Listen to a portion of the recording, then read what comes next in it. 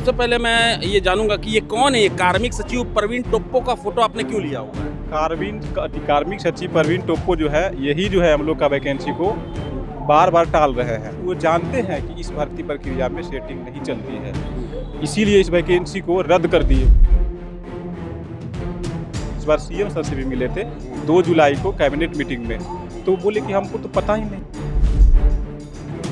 माननीय मुख्यमंत्री को ये पता नहीं है कि जो आशु लिपिक की जो वैकेंसी है वो कैंसिल कर दी गई है। उनको कार्मिक विभाग जो है वो किसके अंतर्गत आता है ये भी पता करना पड़ेगा। कार्मिक के द्वारा किया गया कार्य जब मुख्यमंत्री को नहीं पता तो ये अपने आप में एक बड़ा सवाल है कि आखिर मुख्यमंत्री तक क्या ये जानकारी नहीं है कि वैकेंसी को कैंसिल कर दिया गया बिना किसी कारण के। कर बोलती है अबुआ सरकार, आदिवासी की सरकार। हम लोग खुद परेशान, मैं खुद आदिवासी हूँ। काहे की सरकार है ये?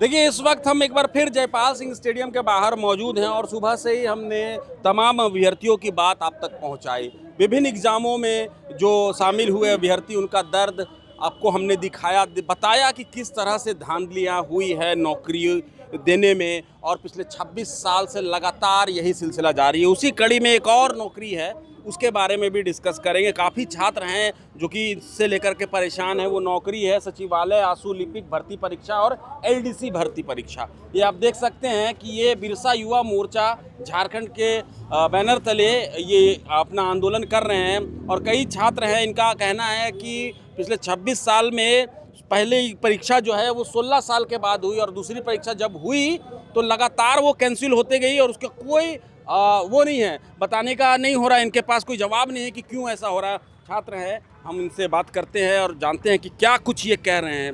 ये सबसे पहले मैं ये जानूंगा कि ये कौन है, ये कार्मिक सचिव प्रवीण टोप्पो का फोटो आपने क्यों लिया हुआ है? कार्मिक सचिव प्रवीण टोप्पो जो है, यही जो है हम लोग का वैकेंसी को बार बार टाल रहे हैं। 2022 में ये वैकेंसी रद्द हो जाता है, फिर ये वैकेंसी 2024 में आता है।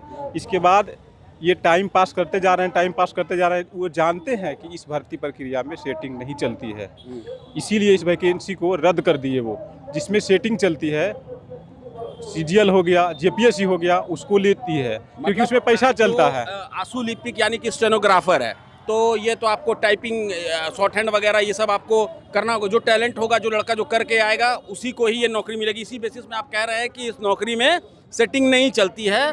बावजूद इसके जो कार्मिक सचिव हैं प्रवीण टोप्पो, जिनका इन्होंने ये फोटो लगा रखा है, अभी देखें, और इनका नाम ये ले रहे हैं कि इनकी वजह से बार बार एग्जाम को कैंसिल किया जा रहा है। कुछ और बताना चाहेंगे कि क्यों एग्जाम का, मतलब क्या प्रोसेस रहा, कैसे शुरू हुआ और कैंसिल होने के बाद क्या कुछ हुआ? कैंसिल होने 29 जून को ये वैकेंसी कैंसिल हो जाती है। कब आई थी ये वैकेंसी? ये वैकेंसी 2024 में आई थी, एक बार पहले 22 में आई थी। हम लोग का 6 साल जो समय है आशु लिपिक सीखने में, 6 साल का समय लग गया और हम लोग पहले से सीख रहे हैं। कितना का तो उम्र भी पार कर गया है। तो हम लोग मांग करना चाह रहे थे कि सर हम लोग का एग्ज़ाम लीजिए, लेकिन ये 29 जून को वैकेंसी रद्द हो जाती है और बोलते हैं कि दूसरा चीज़ का तैयारी करो। जो हम लोग मिले हैं, इस बार सीएम सर से भी मिले थे 2 जुलाई को कैबिनेट मीटिंग में, तो बोले कि हमको तो पता ही नहीं कि वैकेंसी, हम तो नियुक्ति देने में लगे। माननीय मुख्यमंत्री को ये पता नहीं है कि जो आशु लिपिक की जो वैकेंसी है वो कैंसिल कर दी गई है। उनको कार्मिक विभाग जो है वो किसके अंतर्गत आता है ये भी पता करना पड़ेगा, लेकिन उनको नहीं पता है कि वैकेंसी कैंसिल कर दी गई। कितने पदों के लिए थी ये वैकेंसी? 455 पद के लिए था। 455 पदों के लिए थी। अंतिम समय में जब आया ना, तो आने के बाद सरकार इसको 4 बार कैलेंडर में डाल चुकी है कि अब आपका एग्जाम होने वाला है। 4 बार कैलेंडर में डालने के बाद इस वैकेंसी को रद्द कर लिया जाता है और बिना कारणवश। और इसका कारण जब जानने के लिए हम लोग विभाग जाते हैं, मंत्री के पास गुहार लगाते हैं, 81 विधायकों के पास जाते हैं, तो हर जगह कोई आश्वासन मिलता है और झूठी आश्वासन इसका, लेकिन कहीं भी जो है इसका समाधान नहीं मिलता है। जब कैबिनेट में हम लोग मुख्यमंत्री से मिलने की कोशिश की और मिले भी यहाँ तक, तो मुख्यमंत्री बोलते हैं कि हम तो वैकेंसी देते हैं, रद्द कौन करता है? कार्मिक तो जहाँ तक है मुख्यमंत्री के अंदर आता है और कार्मिक के द्वारा किया गया कार्य जब मुख्यमंत्री को नहीं पता तो मुख्यमंत्री का जवाबदेही क्या है?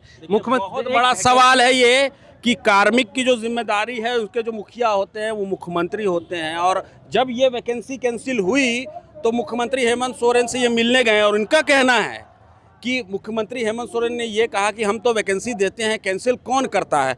तो ये अपने आप में एक बड़ा सवाल है कि आखिर मुख्यमंत्री तक क्या ये जानकारी नहीं है कि वैकेंसी को कैंसिल कर दिया गया बिना किसी कारण के।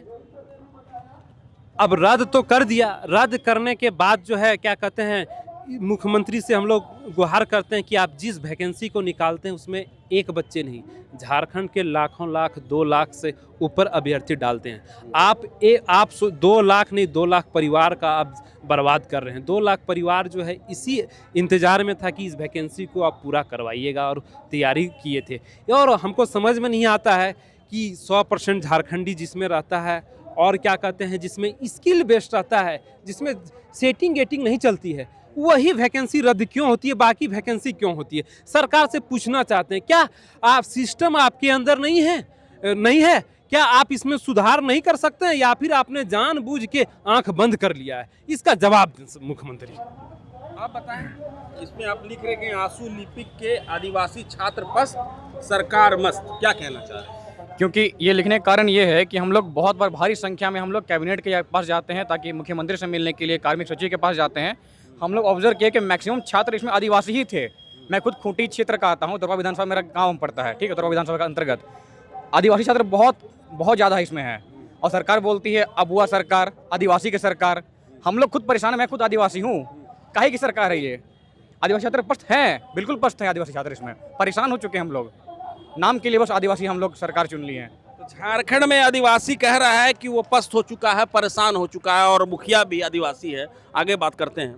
क्या नाम है आपका? मेरा नाम पिंटू साहू है, मैं कोडरमा जिला से आया हुआ हूँ।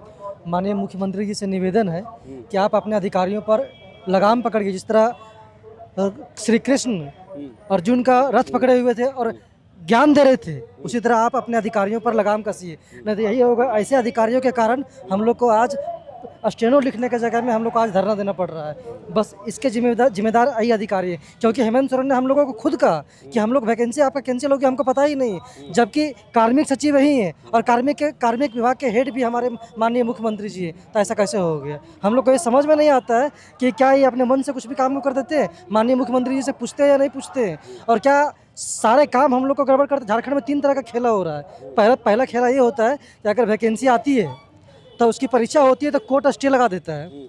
दूसरी, अगर परीक्षा होती है तो उसका पेपर लीक हो जाता है। और तीसरा, परीक्षा का डेट ही नहीं आती है। जैसे हम लोग का 2022 में वैकेंसी आया और जब चुनाव होने वाला था तो 16 दिसंबर को हाई कोर्ट का जजमेंट आता है रमेश हांसदा केस में, जो नियोजन नीति का मामला था। हम लोग एग्जाम सेंटर के अंदर थे, एग्जाम दे रहे थे हम लोग, और जैसे एग्जाम दे के निकले 16 दिसंबर को मोबाइल में मैसेज आता है कि सारी भर्ती झारखंड की रद्द हो जाती है। बताइए, हम लोग जो एग्जाम दिए, एग्जाम सेंटर के हॉल से तुरंत निकले 5 बजे, और दिमाग में कितना बड़ा बोझ पड़ा होगा। हम गार्जियन को फ़ोन कर दिए कि मम्मी एग्जाम अच्छा चल गया, और तुरंत 1 मिनट के बाद फिर फ़ोन करना पड़ता है कि एग्जाम में कैंसिल हो गया। ये दर्द देखिए, आप इनकी बातें आप सुनिए, और क्यों ना मतलब ये आंदोलित हों कि घर परिवार से दूर रह करके ये तैयारी कर रहे हैं। झारखंड के विभिन्न इलाकों से आकर के रांची में रहते हैं, तैयारी करते हैं, और एग्जामिनेशन सेंटर हॉल में ये एग्ज़ाम देते हैं।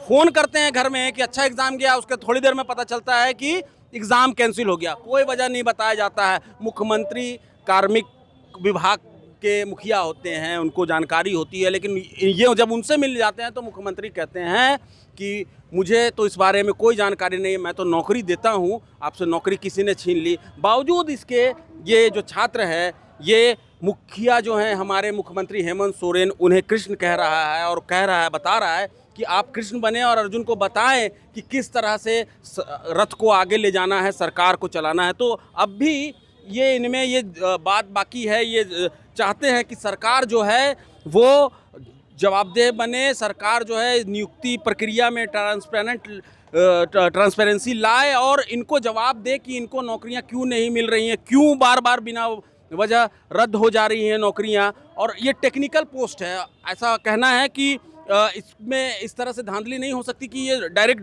धांधली कर ली जाए। अगर कोई स्टेनोग्राफर है तो शॉर्ट हैंड वगैरह, स्पीड वगैरह, ये सब की जानकारी उसको होनी चाहिए। और इसमें जब डायरेक्ट कैंसिल नहीं हो सकता एग्ज़ाम, तो बिना किसी कारण बताए हुए ही कैंसिल कर दिया जाता है। लेकिन अब भी ये मुख्यमंत्री से उम्मीद करते हैं, और ऐसा उम्मीद हम भी कर रहे हैं कि सरकार आगे आएगी, बात करेगी इन छात्रों से, और आने वाले दिनों में कुछ एक रास्ता तो ज़रूर निकलेगा कि इनका भविष्य संवर सके। रेडी गवा लिया। देखिए, कुछ और भी कहना चाह रहे हैं ये।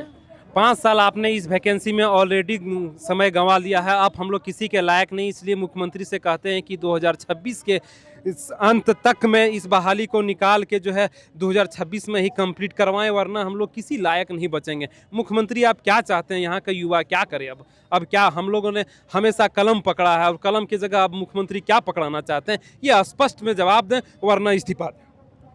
ठीक है, तो आप देख सकते हैं कि कितने सवाल हैं। अब इस्तीफे की भी बात कर दी इन्होंने, कितने सवाल हैं, छात्रों के अंदर में कितना दर्द है। हमने सिर्फ एक परीक्षा के बारे में आपको नहीं दिखाया, जेपीएससी, जेएसएससी, पीजीटी और ये अभी स्टेनोग्राफर की परीक्षा लगा, तमाम तरह से जितने भी छात्र जो कुछ कहना चाहते हैं वो बातें हम आप तक पहुंचा रहे हैं, और हम उम्मीद करते हैं कि ये बातें सरकार तक भी पहुंचेंगी और सरकार इनके सवालों का जवाब देगी, इनके पास आएगी, बात करेगी और समस्या का हल निकालेगी, चीज़ों को ट्रांसपेरेंट बनाएगी, जवाबदेही तय होगी और झारखंड के छात्रों का भविष्य सुधरेगा। हम ऐसा ही उम्मीद करते हैं। प्रभातखबर.com, विश्वास वही, रफ्तार नहीं।